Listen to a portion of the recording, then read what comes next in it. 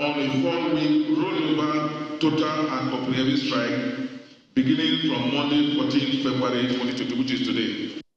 This sort of announcement is one that students of higher education institutions, their parents or guardians never wish to hear. Another round of strike which may snowball into an indefinite industrial action that will cripple learning activities in Nigerian public universities if the Academic Staff Union of Universities, ASUU, and the federal government do not come to actionable agreements. The government has failed to fully implement the memorandum of action signed with the Academic Staff Union of University on 23 December 2013. Payment of ASUU member salary and emolument with integrated payroll and personnel management information system IPs, and non-adoption of the University Transparency and Academic Solution have continued to shortchange our members.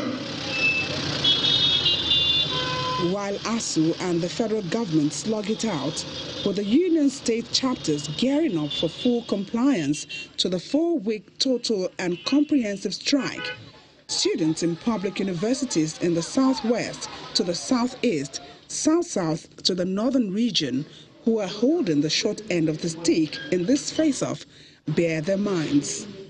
Our parents are there counting years you are going to school while you spend up to 19 years in school. I finished secondary school in 2007. I spent 9 years at home before I finally gained admission. Time is going.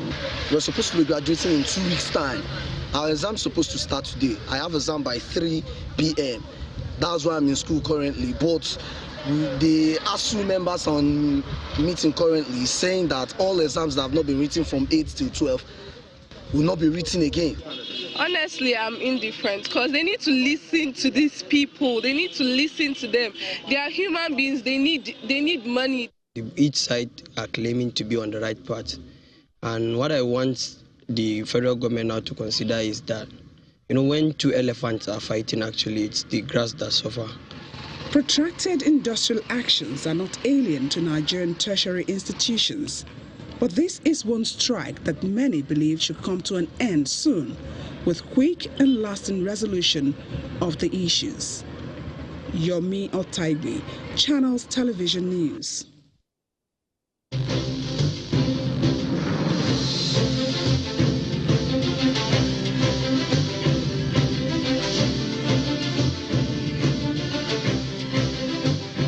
Welcome back to 2022 in retrospect. We're focusing on education next. Yes, you've seen that report and at least some major developments, what transpired concerning ASUU.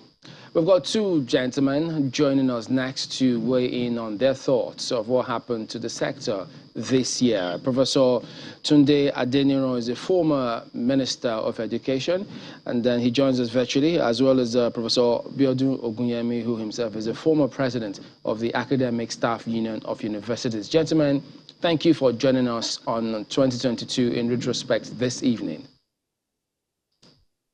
You're most welcome. Let me start with you.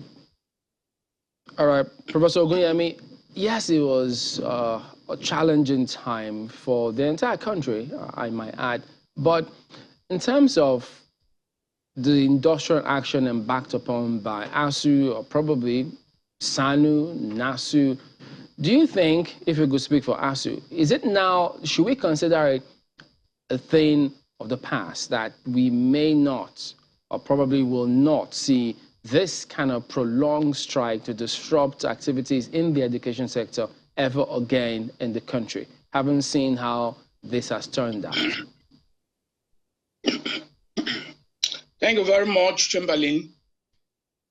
I want to say that each time we talk about strike action, we look at symptoms and not the root causes. Strikes are always triggered by some underlying factors. Government not willing to fund education, government not keeping to pledges, the environment where lecturers are working are debilitating and are not conducive for productivity. The students are living in shanties. And we find that lecturers cannot actually be at their best and they cannot compete with their contemporaries globally. These are some of the key issues that culminate in strike actions that we see. However, I think 3 issues are at stake here. We need to talk about affordability versus quality. We need to talk about morale of the drivers of the system. And we also need to talk about the development of the country. If you say ASUU members should fold their arms and watch why the country goes under, why academics in Nigeria are reduced to mere tutors, recycling old ideas, lacking in capacity to carry out cutting-edge research, and being viewed as second-rate by their peers elsewhere in the world, then we are not helping our country. So I don't think any reasonable person can say, because we had a prolonged disagreement with an unwilling and unconcerned, insensitive government, that should be the death knell of advocacy and agitation for qualitative and affordable public education. I think we are missing the point. So to get our focus right, the 3 issues I mentioned earlier, I raised earlier, issue of affordable qualitative education, issue of morale and the operational environment, and of course the issue of the country's desire to compete in knowledge economy. Those 3 issues, if we put them in perspectives, there is no way you can say scholars who know their onions will not continue in their agitation, because they see what they are doing as a patriotic mission. Let me just bring in Professor Daniel on this, and pardon me, Professor Oguyemi. They will continue to insist that every the sector is clearly a very important sector, because if you look at this year alone, the CBN recently published that between January and August, Nigerians spent $609.5 million on foreign education alone. Now that is huge. And those who still grapple, they can't understand how is it that government enters into an agreement with a body, they sign that agreement, government being a continuum, by the way, and then they're not able to fulfill their obligation having signed the agreement. You've been the Minister of Education. Could you help us understand what is it that we're missing? How does that ever happen in the first instance?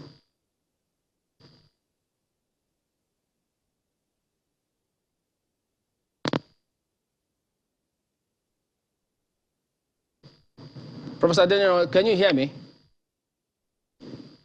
Well, I can hear you. I thought you were directing your question to Professor Oguyemi. Well, I believe that... No, it's to you, actually. Okay, thank you very much. I believe that what happened in the past year were calamities at various sectors as far as education was concerned. And the refrain has been that of lamentations.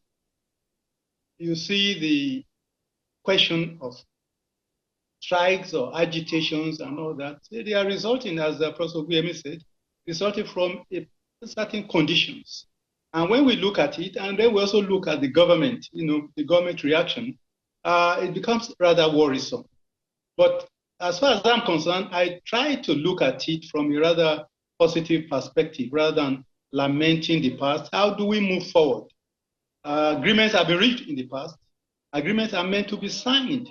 And if there's any reason whatsoever that would delay or prevent the signing of that agreement or the implementation, then of course, all the parties involved will have to sit at the round table and sort it out.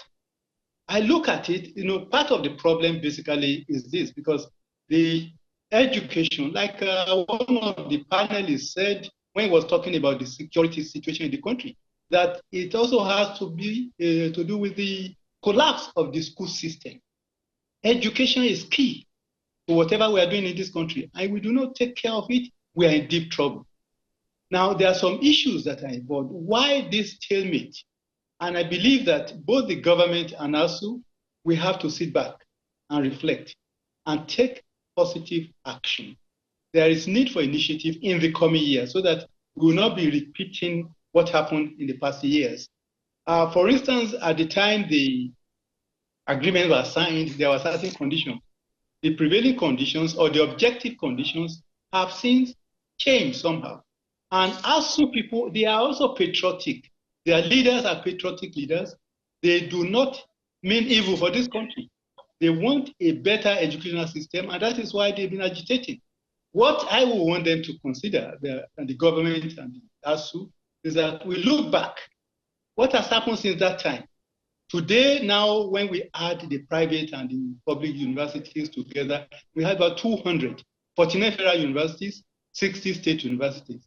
When you put all those together, the demands, this was not the situation at the time those agreements were signed, and things have changed.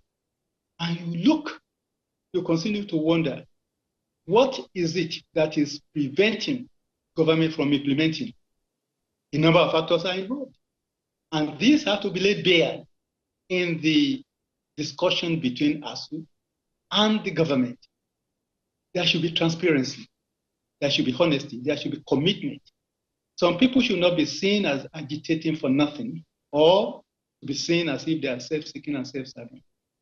This country is so important to everybody, and particularly to the coming generations, that we need to do everything to preserve it for them.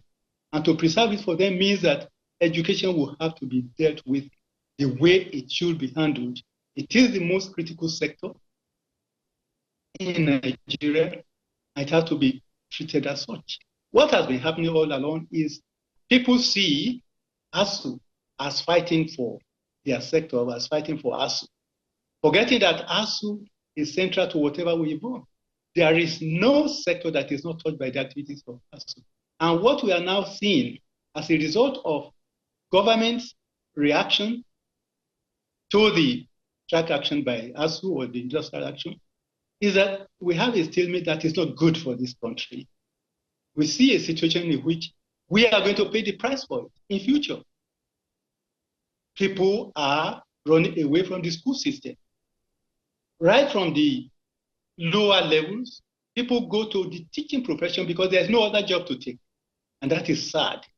Whereas in the past, it used to be the very best are recruited to teach.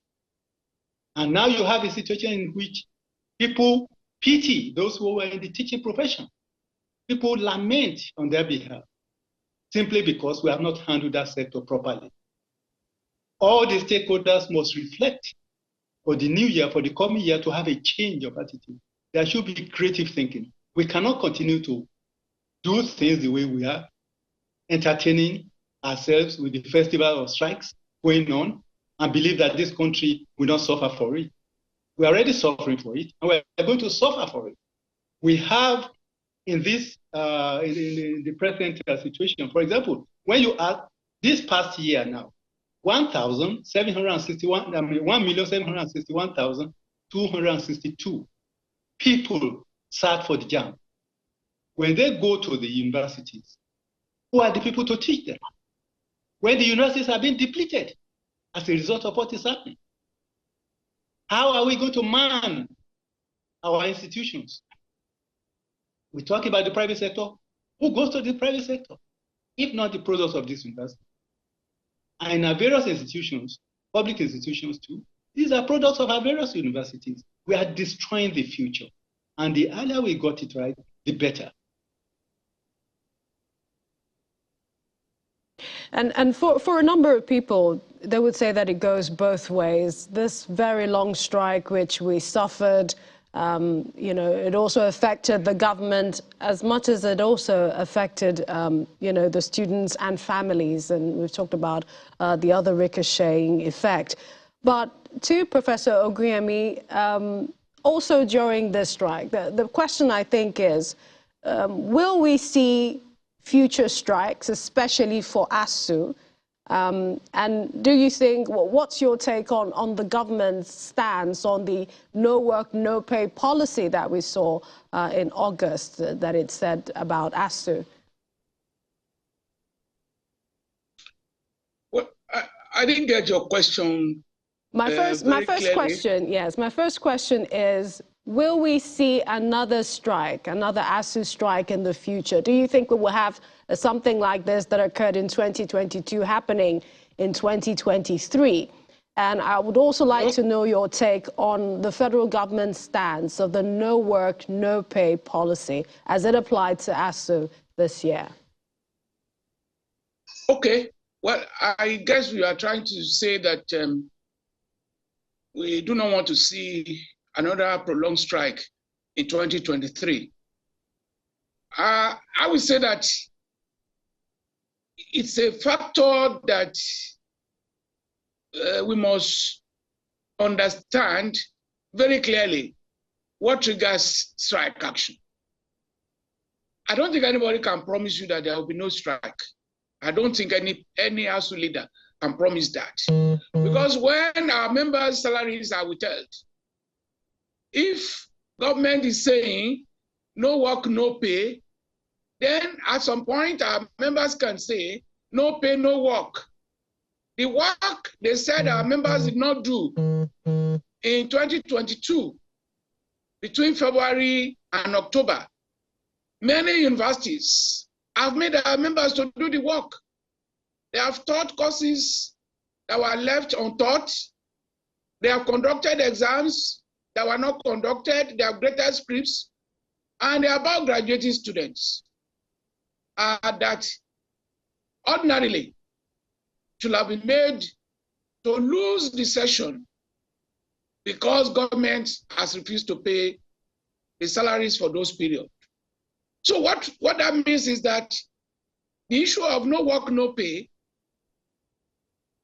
which applies to casual workers, does not have a place in the university system, because where you run course system, you need to complete prerequisite courses before you move to the next level. In our universities today, our members have been made to teach in arrears. If government is holding arrears of their salaries and government is not releasing the arrears of salaries, things may get to a head where our members will insist that their salaries that are withheld must be paid. And if that happens, I think it will be unreasonable. It will be against the logic of justice to say people that have been made to do their work in arrears should not be paid their salaries in arrears. That is number one. Number two is that there are issues that have been lingering since 2017. The issue of new salary package. We started negotiation in 2017. I don't think there is any negotiation in the history of trade unionism in Nigeria that has lasted that long. ASUU negotiated with government, teams were changed 3 times. Yet, there is no conclusive end. There is no product of the efforts. The issue of IPPIS, our members were protesting against IPPIS, and they made direct allegations against the Accountant General of the Federation, who was the driver of IPPIS and the lead campaigner. But our members said IPPIS was a conduit pipe for corruption. And I think our members have since been proved right. It is in the public domain that a single government official could not account for 109 billion. That single person, at the same time, was able to present $900,000 in cash, as well as over 30 billion naira delivered in cash to EFCC. So when you put all these factors together, the triggers are still there. Government is paying our members with a software that is amputating their salaries. They get 400,000 today. Next time, it comes to 150,000, and so on and so forth. We have negotiation that was concluded under Professor Nimi Briggs way back June 2022. But to sign the agreement, it was truncated. The person who has become the arrowhead of the ruling class attack on ASUU is still doing his business, thinking that they can castrate the union. Professor, I don't think that is fair. I don't think that is fair to the system, and I don't think that will help the morale of the drivers of the university system in Nigeria. You have rehashed a lot of things that we witnessed in 2022, but I'd like to ask this question to Professor Laniro, and this is to perhaps what some would call the highs in the education sector this year, the introduction of history, to basic schools, and the adoption of the mother tongue as a compulsory language of teaching. Just your brief thoughts on that as we wrap up. I couldn't get you. I couldn't get your question. Your thoughts on some of what I think are the highs of the administration in education, the introduction of mother tongue as a language, compulsory medium of instruction in primary schools, and introduction of history, which used to be taught in basic primary schools. I think there's some problem at your end with the connection. I couldn't get the question. Chamberlain, perhaps you can help me. Well, Prof, I don't know if you can hear from here. She was talking about the adoption of the mother tongue in schools as announced by the federal government. What impact do you think that will have? The schools announced by the federal government?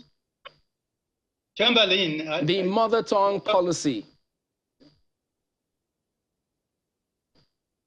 The education policy? Okay, I think the mother tongue policy announced by the government in schools, so that we perhaps learn languages or learn with our native tongue in different schools in the country. Well, if I got you right, Chamberlain, I think there's some echoing. What I could get from you is that you are talking about some schools announced by the federal government. If that is what you meant, what I can make out of that is that whatever is